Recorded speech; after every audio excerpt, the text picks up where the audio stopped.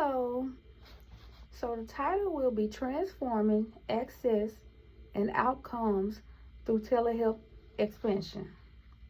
Subtitle is a quality improvement initiative aligned with UAMS Vision 2019.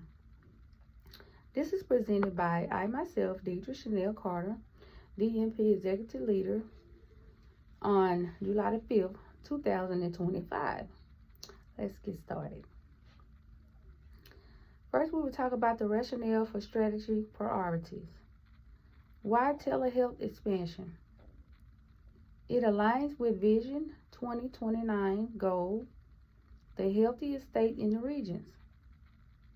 Addresses Arkansas's rural care gaps. It strengthens equitable access to care.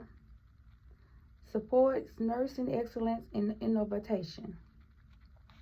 We have evidence-based justification, improves chronic disease management and outcome. That's Toby and Moore 2024, and changes workforce utilization and care coordination. That's Cook and Persa 2025. Next, we will talk about the aim of quality initiative.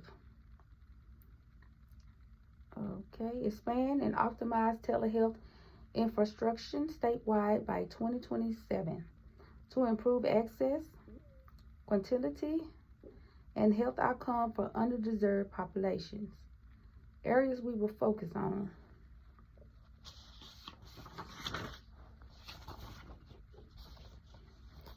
We will focus on digital platform upgrades, staff training for virtual care, patient outreach, and education.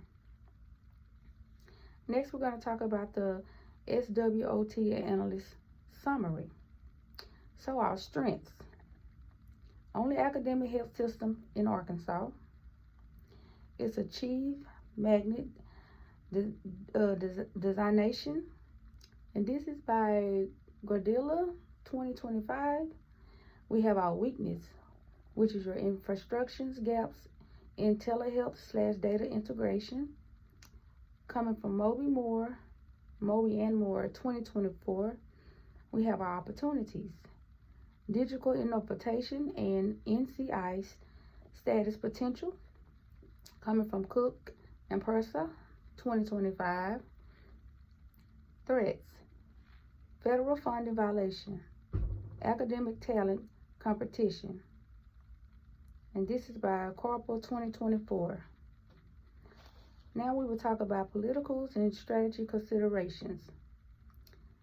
Support from Arkansas legislature for rural care, federal policies promoting digital equality, alignment with CMS and AAMC telehealth incentives, and changes public trust in UAMS regional leadership. Now we have the key performance indicator, the KPIs. We have the domain, the indicator, and target by 2027. We have access, rural countries covered by the telehealth.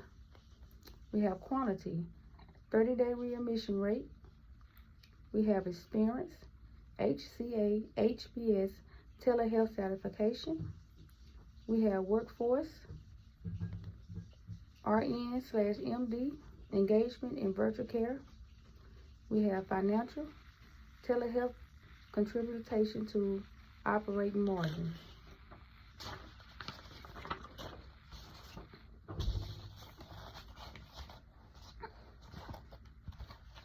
Now we will talk about the stakeholder engagement and strategies. Who's involved?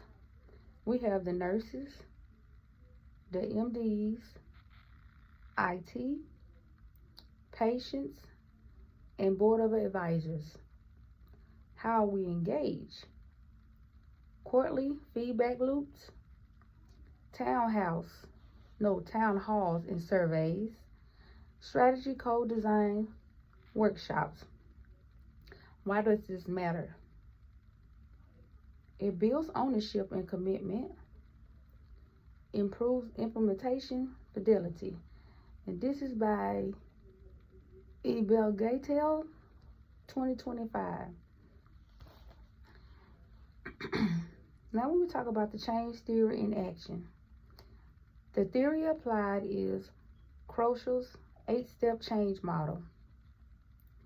We create urgency, assess quantities, build guarding constellation, the nurse/the MD leaders.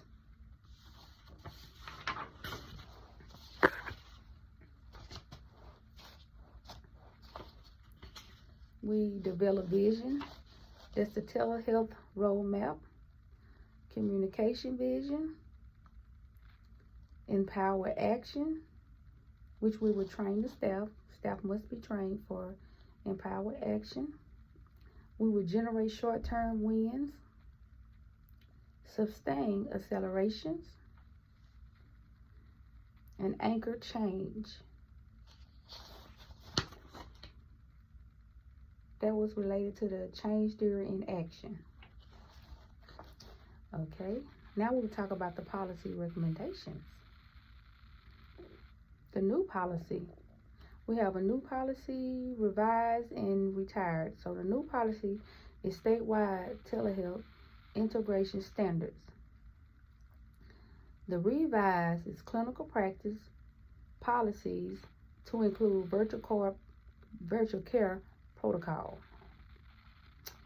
Retired, outdated, paper-based care coordination practice. Now let's talk about the impact on these things. Improves efficiency, compliance, and care continuously. These are good impacts. So we will support magnet and NCL, no NCL, creditality efforts. Guandella 2025. Excuse me. Now we will talk about the final recommendations and call of actions. Recommendation for executive support. We will invest in telehealth infrastructures, support training and rural outreach. We're going to support the training in the rural outreach teams and embed nursing leadership in planning. Thank you.